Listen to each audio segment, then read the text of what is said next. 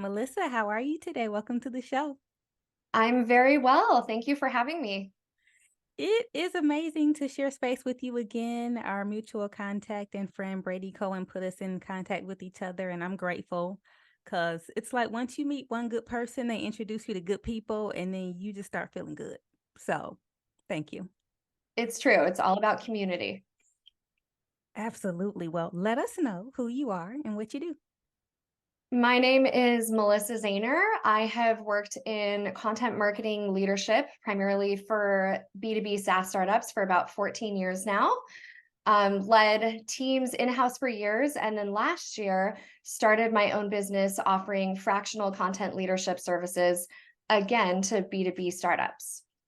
That's awesome. So, can you define some of these terms? Because the word fractional is actually fairly new to me. And once I heard it once, now I see it all the time. But can you tell us what fractional means? And also, can you define content marketing just so everyone's playing with the same card deck? Absolutely. So fractional is sort of a hip term. I'm seeing it more and more now as well. I think it's picking up in popularity. Historically, we saw a lot of fractional COOs or CMOs. And essentially, those are people that come in and help for a fraction of the time and a fraction of the cost as a full-time headcount. So if you're a lean startup and you're scaling, it's a really good option because you get someone in place that has the strategic capabilities and can provide leadership to the team, but you don't necessarily have to commit to the full-time headcount if you're not ready financially to do that yet. So it's a really nice middle ground for people that are trying to scale. So I do the same thing for content marketing. I help companies on a fractional basis.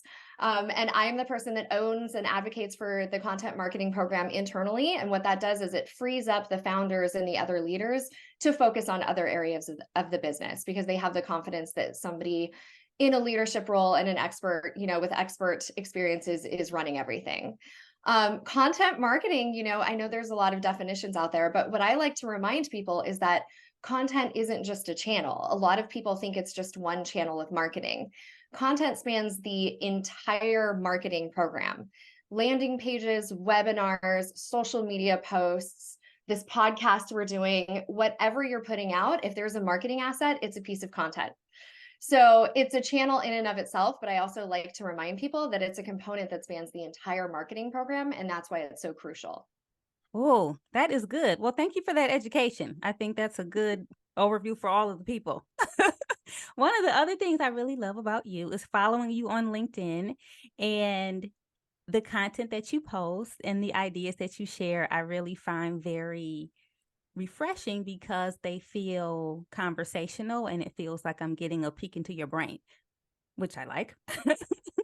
So recently you said in one of your posts, you said, the voices who are distinct, who have a compelling story to tell, will rise above the rest. And I had to sit with that because I love that. And you were talking about your observation of, lots of people within the same industry, a lot of times sounding the same or kind of copying each other and watching each other and kind of doing what the other person's doing. Can you talk a little bit more about what you're seeing and kind of why it's troublesome? Yes, I think this is a really pervasive problem, especially in B2B marketing. B2B tends to be a little generic anyway. We see these buzzwords, everyone comes up with jargon so that they sound smarter. And all of these brands look around at their competitors to see what their competitors are doing. They all start sounding like each other. Then, along with that, we have this world where I think there's now overall a greater appreciation for content marketing, which is wonderful for people like you and I. But along with that, there are a lot of people trying to do content or sell content expertise in a very templated way. So you see these people on LinkedIn saying, steal my templates, steal my hooks. Here's 50 ways, that you can fill up your content calendar. And everyone is replicating this and they're all sounding the same, right? Oftentimes they're just swapping out a few words and everything just starts feeling really drab. There's no voice that stands out. The personality is lost. Content, when it's done well, has a story to tell and it has a unique perspective. think about the people that you have conversations with every day and the stories that you find most interesting. Usually there is something that resonates emotionally, or there's a story of someone overcoming a challenge, or something really inspirational and visionary. Whatever it is, it's going to elicit an emotional response, right? And to do that, you do need to have a really strong perspective and a story to tell. So using something templated is never going to elicit that response because it's just not emotional enough and human enough to do so. Mm. Ooh.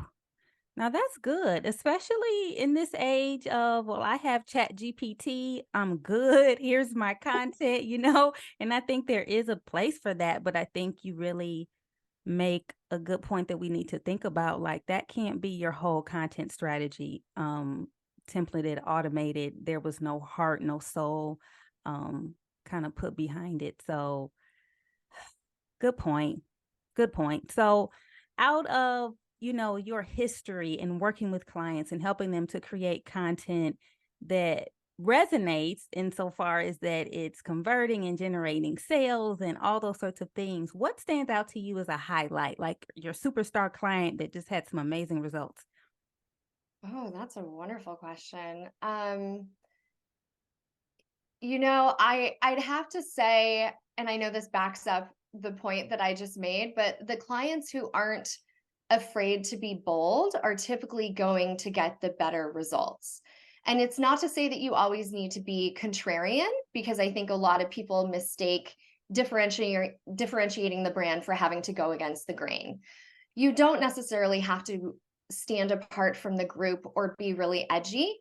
You do need to find a unique voice and a unique value proposition and a unique conversation no one else is having, right?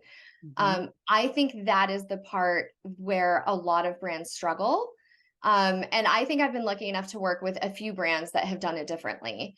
So, for example, I ran content marketing at Lendio for about 4.5 years. Mhm. Lendio bridges the gap between small business owners and financing. So, if you know anything about small business finance, it's incredibly, incredibly challenging to get a business loan in the early days. But that's when you really need the loan because you don't have the cash flow.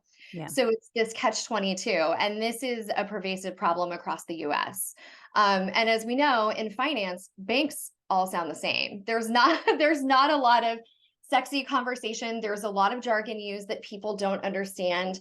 And especially when it comes to finances, a lot of people are really intimidated because they don't understand it the same way a broker or a banker or a mortgage officer would.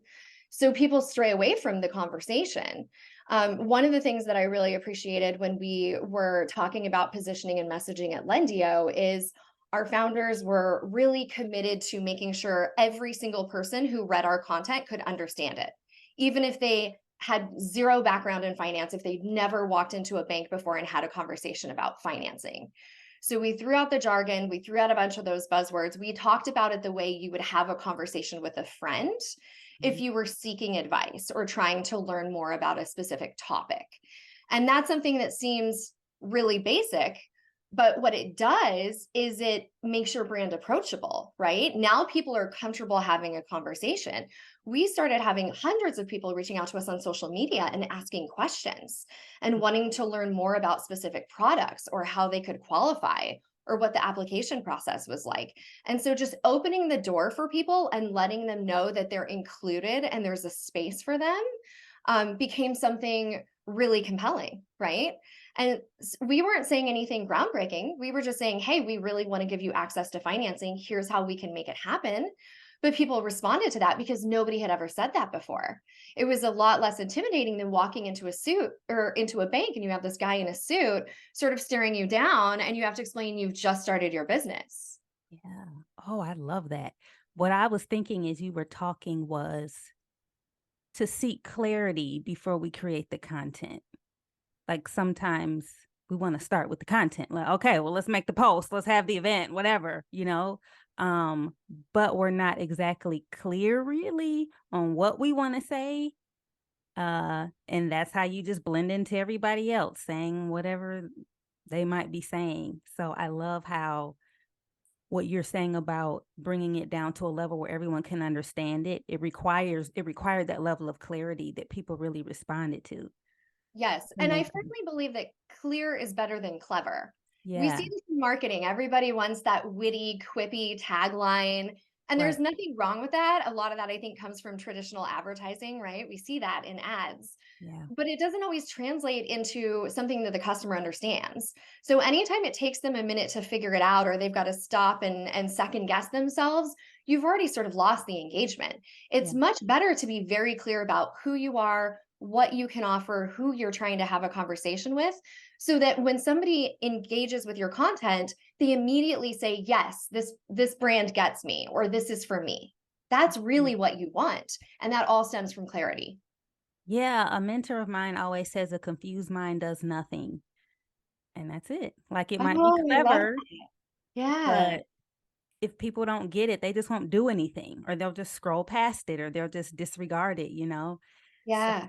that's so important to remember, especially when we're in marketing spaces where we're trying to come up with the next cool thing. You know, it's like you're trying to outdo the last thing you did or be cool and different.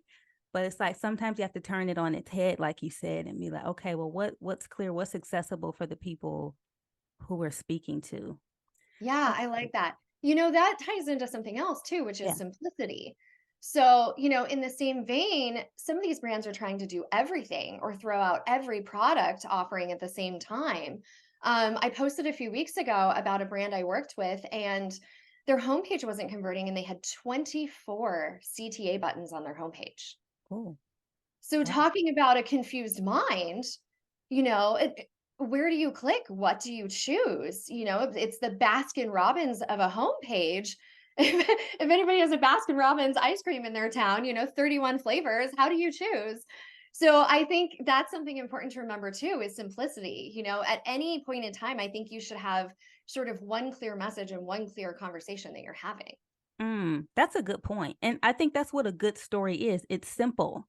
A good story is not about 100 different people going to 100 different settings and having 100 different problems. It's about this thing. And we're choosing to talk about this thing to the exclusion of those things because we've decided this is our story. Like this is going to be our narrative. And I think that's another reason it gets people's attention. So I love that.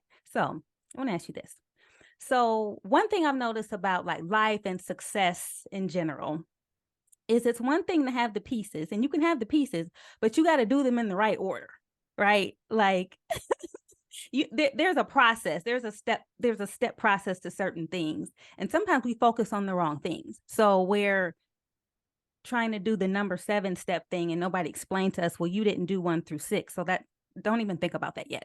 So in your work, do you find that there are certain things people need to have in place before they start talking about a content marketing strategy? Like what do you need to already have in place, ready to go before we start talking content marketing? As in, do you need to have a good product or service, for example? What things do you feel like people need to have in place before they have this conversation? Well, I think you just touched on it. I think at the highest level, you need to have product market fit. The world's best marketing is not going to be able to cover up for lousy product market fit. If you haven't figured it out and you're still early days and you want to start with content, not to say that you can't, but there's a lot of experimentation and trial and error that's going to occur. And just in the same way you haven't found product market fit, a lot of your content probably isn't going to stick because that fit really determines a lot that comes after, that you know who you're talking to, that you're very clear on what problem you're solving and how you're solving it. And those are sort of the basics of marketing anything, really, Yeah. right?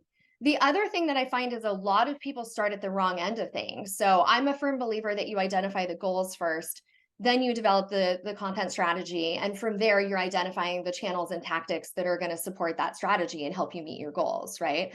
A lot of people start at the bottom. They start with tactics and channels. A lot of people come to me and say, we want to start a blog or we want to start doing LinkedIn content. And every time I ask them why, and they usually don't have an answer. Well, we're supposed to have a blog, right? Well, maybe, but is everybody coming to your blog, or is your ideal customer hanging out on YouTube all day? And you're going to be better served by creating a bunch of content on YouTube, right? So until you have those other pieces in place, you oftentimes don't have the guidance you need to create content that's going to perform for you. Mm, good point. So, for someone who's listening, who's like, oh Lord, my content marketing strategy is not very good. And I see that clearly now. Or they're like, honestly, I don't really have a content marketing strategy. I've just been posting links to things and hoping for the best. What would you say in terms of a place to start or just how to get the train going in the right direction? What could one do? I think first and foremost, get really clear on the value that you bring and who you want to be having conversations with. If you have that little bit, then you already know that you can potentially have a meaningful connection with someone because you're bringing something to the table for them, right? Those are the conversations that we all remember, those stories that we repeat later because they stick with us, or something someone says that really causes us to think or rethink a belief that we had or an opinion that we had, right? Yeah. So if you at least know that, I think there's the potential for meaning. And then, the other side of the coin is having conversations with the right people. You can be bringing all the value in the world. And if you're having a conversation with someone who doesn't need what you're offering or doesn't care about what you're offering, that value is just going to be left untapped, right? So Yeah. it's not that you don't have the value. And I think that's important for all of us to remember. We all have value, but we need to make sure that we're having conversations with the right people or sharing it in the right place where it's going to be understood and appreciated. Sure. That's good. So for those of us who are like, I want to do this well, but I need help. Okay. I got other things going on and I need some help. And either they're looking to maybe bring in a contractor of some sort, or maybe they're looking to hire someone full time. Can you talk about what skills, experiences, abilities really make someone a strong content marketer? Yes, I firmly believe first and foremost there needs to be this level of understanding people. We can look at data and UX and design and all of these buzzword options all day. We have so many acronyms in the marketing industry, but the most unpredictable, volatile variable of marketing will always be a human being. And the more that you can dig into psychology and sociology and understand what makes people tick, what is going to get someone to talk to you, ask a question, subscribe, click, buy, support, whatever it is, the better chance you're going to have as a marketer. I'm not sure that that can be taught to a full extent. I majored in sociology in college. And so I think I learned a lot of that in college and was able to sort of parlay that into content marketing, right? I think some of it is just being really intuitive. I think a lot of marketers that I'm surrounded by that are really phenomenal are empaths. And I think because they have that level of empathy, they really can understand the experience on the other side of the equation. So I think that's really powerful. I also do think creativity is going to get more and more attention in the coming years. Everybody is very excited about AI being this quick, convenient solution. It's a robot, and a lot of what it's spitting out is very robotic. Often, what we see it lacking is that sense of emotion and humanness, right? When people say they can tell AI wrote something, that's what they're talking about. So being able to be creative and say something different or present it differently than what everyone is cranking out right now, I think is going to become a competitive edge. Love it. Love it. Man, this has been a good listen, it's been good to me. It's been good to me talking to you today. But let us know if we want more of your genius, if we want to figure out how to work with you, where can we find you online? I am on LinkedIn every day sharing a lot of my content marketing and leadership thoughts. So feel free to follow me there and please engage. I spend most of my time having conversations. I really do enjoy meeting people. I'm an extrovert. And then if you want to learn more about my services or need some help, you can visit my website, which is scrollstoppingcontent.com. Love it. Scrollstoppingcontent.com. Love it. So, what you said today that I'm taking with me is, what is the conversation that no one else is having?